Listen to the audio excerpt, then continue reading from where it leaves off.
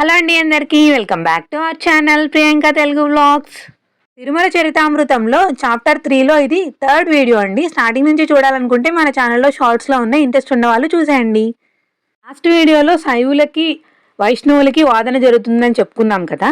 ఇది ఎంతవరకు వచ్చిందంటే, వైష్ణవులు విష్ణు రూపం అని కొలిస్తే శైవులు అదే విగ్రహాన్ని శివుడని, శక్తియులు శక్తి రూపమని, కొంతమంది కుమారస్వామి అని, కొంతమంది కాలభైరవుడని, ఇలా ఎవరికి తోచినట్టు వాళ్ళు ఆరాధించడం మొదలుపెట్టారు.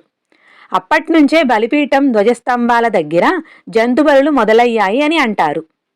యాదవరాజుపై శైవులు తెస్తున్న ఒత్తిడి రోజురోజుకి ప్రబలమై తీవ్రంగా మారే పరిస్థితి వచ్చింది.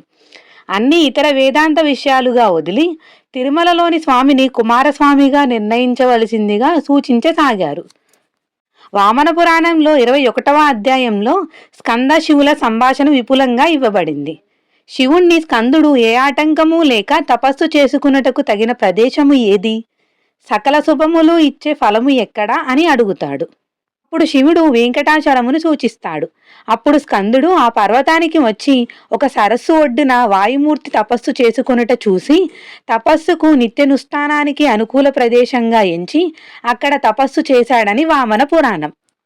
స్కాంద పురాణంలో తారకాసుర సంహారం చేసిన కుమారస్వామి తన బ్రహ్మహత్యా దోష పరిహారం కొరకు తండ్రి సూచన మేరకు వెంకటాచలానికి వచ్చినట్లు, అక్కడ ఒక తీర్థంలో స్నానం చేసి బ్రహ్మహత్యా దోషం పోగొట్టుకున్నట్లు, తర్వాత అక్కడ తపస్సు చేసుకున్నట్లు పురాణం చెబుతుంది. అలా అక్కడికి వచ్చి ఆయుధాలు వదిలి తపస్సు చేసిన కుమారస్వామి విగ్రహం అది. విష్ణువుది కాదంటే కాదు, కుయుక్తితో కొందరు వైష్ణవులు ప్రజలకు ఈ విగ్రహం విష్ణువు అని నమ్మబలికి వైష్ణవ క్షేత్రంగా ప్రచారం చేశారంతే. ఇది నిజంగా కుమారస్వామి విగ్రహం. శైవక్షేత్రం కనుక ఆ దేవాలయంలో వైకానస ఆగమ పద్ధతి ఆపి పూజా విధానం శైవాగమానికి మార్చవలసిందని యాదవరాజుపై ఒత్తిడి తెచ్చారు శైవులు. కానీ యాదవరాజు నిజ నిజాలు విచారం చేయక ఎటువంటి మార్పు చేయడానికి సిద్ధపడలేదు. వృత్తాంతం అంతా శ్రీరంగ క్షేత్రంలో ఉన్న శ్రీ రామానుజులకు కొందరు వైష్ణవులు చెప్పి పరిస్థితులు చక్కదిద్దవలసిందిగా ప్రార్థించారు.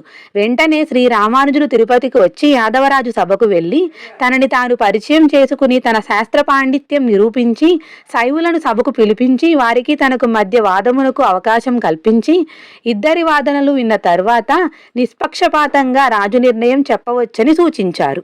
అలా ఆ వృషభాచలం అనే శేషాచలం, అంజనాచలం, వెంకటాచలం అని వివిధ నామాలతో పిలువబడే కొండపైనున్న ఆలయంలోని ఆ మూర్తి విష్ణువా, కుమారస్వామియా, శివుడా, శక్తియా, కాలభైరవుడా అనే నిర్ణయ చర్చకు యాదవరాజు సమక్షంలో విద్వద్గోష్ఠి ప్రారంభమైంది.